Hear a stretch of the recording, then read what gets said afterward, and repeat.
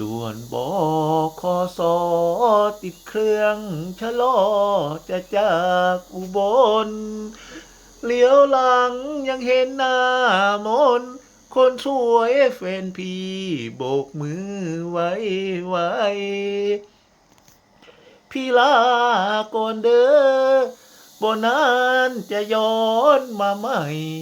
ยังคิดถึงแกงหน่อไม้ใส่กุดจีน้อยฝีมือเนื้อทอง